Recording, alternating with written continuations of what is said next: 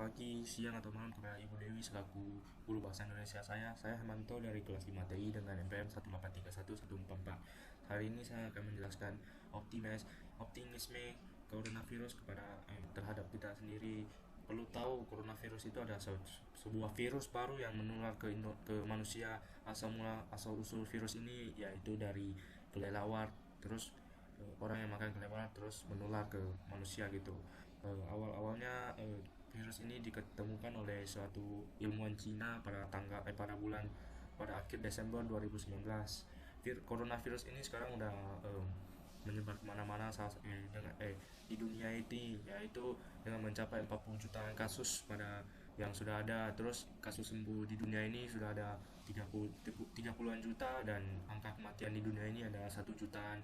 Terus pada negara kita Indonesia ini sudah mencapai 365.240 kasus aktif pada tanggal 19 Oktober 2020 dengan total kesembuhan 289.243 dan total kematian 12.617 dengan persentase kematian di Indonesia ini ada 3,7%. Terus di Batam ini, setahu saya pada tanggal 19 Oktober kasus yang ada pada Batam ini sudah mencapai 2.836 kasus, yang dengan di dalamnya ada 2.284 kasus yang sembuh dan 69 kasus yang mati.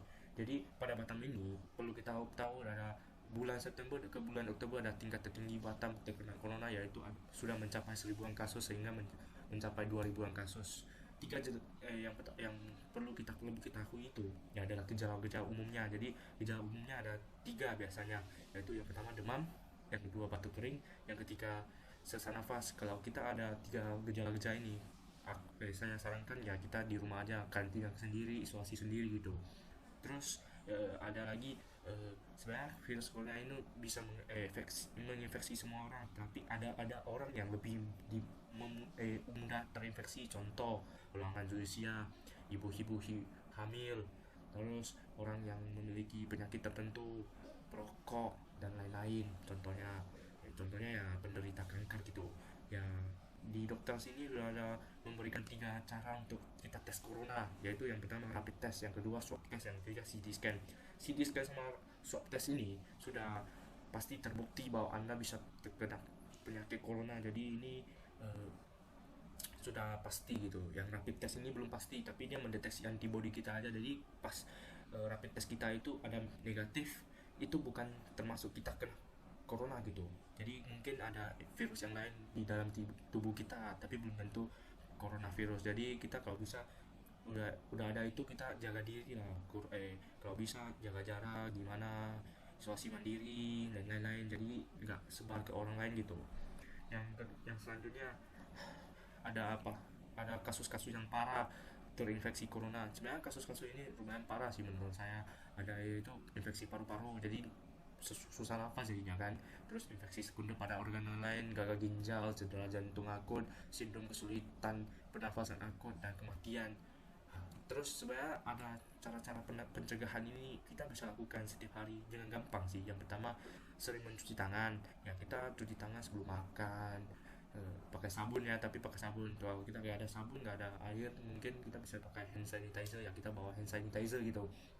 Terus jangan hindari kontak tangan kita dengan menyentuh mata, hidung dan lain-lain gitu. Terus yang kedua, hindari kontak dekat. Ya kita kalau nggak ada apa-apa, kita nggak usah dekat-dekat dengan orang lain, ya jaga jarak, yaitu sekitar 1 meter atau lain-lain, lebih lebih besar lagi gitu. Yang ketiga itu gunakan masker. Ya kita udah tahu ada penyebab ini, kenapa kita nggak mau pakai masker itu. Kalau sebenarnya pakai masker kan baik pada diri kita sendiri gitu juga. Yang keempat, ya tetap tinggal di rumah, yang yaitu ya. Nah kalau kita gak ada urusan yang penting-penting itu gak usah keluar lah, di rumah aja kita gitu. Yang kelima, menjaga kesehatan tubuh. Ya kita menjaga kesehatan tubuh agar tidak kena penyakit gitu. Ya contohnya ya makan makanan sehat, buah-buahan dan lain-lain gitu. Terus update informasi tentang virus corona yang penting. Terus ya kita update terus virus corona, ya akurat perkembangannya covid kayak gimana, terus penyediaan pelayanan kesehatan gimana. Hal ini juga sebenarnya dapat membantu memutuskan mata rantai coronavirus. Jadi sekian dari pembahasan saya tentang corona ini. Mungkin ya selengkapnya saya akan letakkan pada artikel saya. Sekian dan terima kasih.